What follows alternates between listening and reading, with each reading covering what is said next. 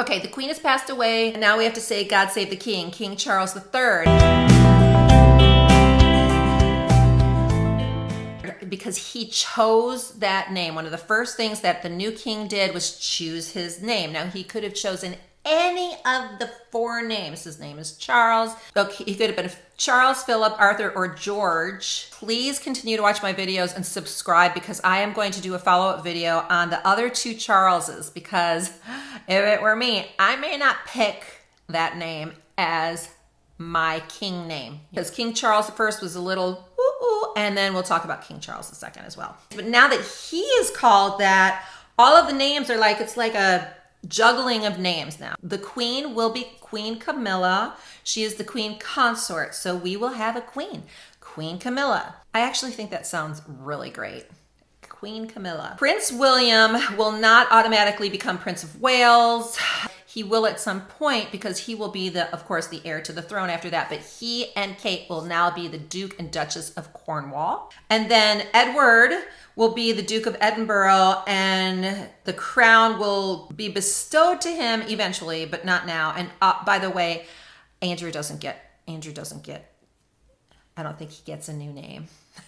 I've got some names for him now. Okay, so in the next 24 hours, this is what's going to be happening. Charles will officially be proclaimed king. It will not be the coronation. The coronation will not occur for probably another 6 months. For example, with Queen Elizabeth, she had her whole ascension ceremony. She was declared queen like February of 1952, and then her coronation was 1953. It could take that long because there'll be 2,000 people in attendance. They need a little bit of time to grieve, yada, yada. But within 24 hours, this Ascension Council and this Privy Council, and they're like leaders of the country or whatever, they get together at St. James's Palace to officially proclaim that he is the king. He does not need to be there in the first 24 hours, but then the following day he will be there. The Ascension Council is made up of the Privy Council, which they're the closest ones to the queen or to the new monarch. And they have like the prime minister, they have like the mayor of London, some other civil servants, and all of these people. So more than 700 people are allowed to come to this event within 24 hours, but usually not that many people come, maybe a couple of hundred. They basically talk about how great Queen Elizabeth was, and then they also talk about how excited they are about the king and why he should be the king, and they make a proclamation. Now, they oftentimes will change the wording a little bit from the last time to make it more applicable to the times that we're living in. And then the proclamation is signed by the Prime Minister, the Archbishop of Canterbury, and the Lord Chancellor. So that's the first declaration made about the king. And then the Ascension Council meets again another day later, like just 24 hours after that. And then this time the king does attend with the Privy Council. And it's no swearing in or anything like that, like with the president. It's just these declarations and proclamations, which started back in the 18th century. He will make an oath. He will make an oath to the Church of Scotland, because remember, he is actually the head of the church, because England has a long history of battles regarding religion. So after the fanfare trumpeters, the proclamation's made, and they declare Charles as the new king, and it's at the balcony of St. James Palace. And it's made by this official guy who's called Garter King of Arms, and he makes the call.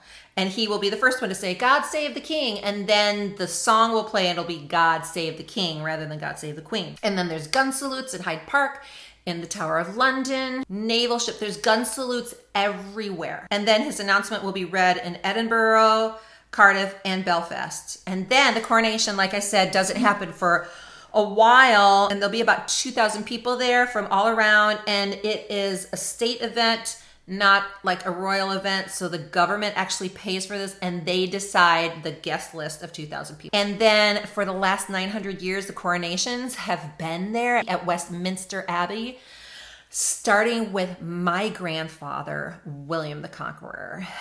Yes, that is my grandfather. Didn't have the best reputation, really, but I've got a little conqueror inside of me.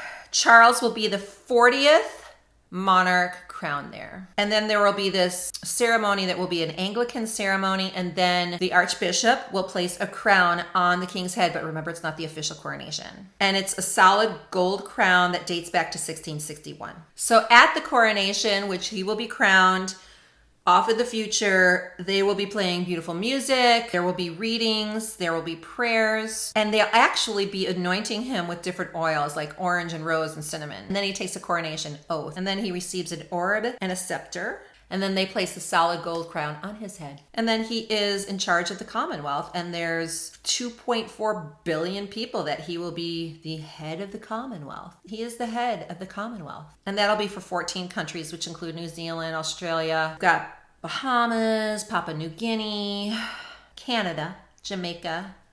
Ooh, I wanna take you. Okay, so that is basically what will be going on for the next, into 6 months from now, I'm guessing. It could be sooner. But please subscribe because I have a lot that I'm thinking about. Number one is this whole Charles name thing. And number two is the relationship between Camilla and Charles officially. And then I also want to talk about a guy, Dr. Dawson, regarding George V and his questionable death. So I will be talking about that, and just be watching my channel because I have a lot of history videos. See you later. God save the king.